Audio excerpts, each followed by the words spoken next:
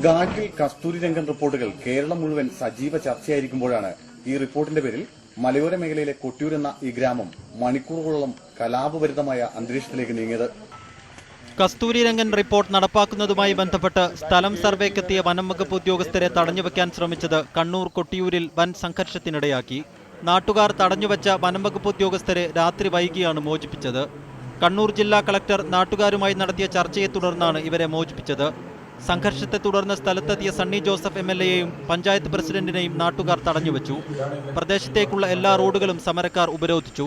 കണ്ണൂരിൽ കർഷകരുമായി വനം വകുപ്പ് കേസ് നടത്തുന്ന പ്രദേശത്ത് സർവേക്കെത്തിയ ഉദ്യോഗസ്ഥരെ നാട്ടുകാർ തടഞ്ഞതിനെ തുടർന്നാണ് സംഘർഷമുണ്ടായത്. സംഘർഷത്തിൽ ഇരിട്ടി DYSP പ്രദീപ് കുമാർ അടക്കം 15ഓളം പേർക്ക് പരിക്കേറ്റു.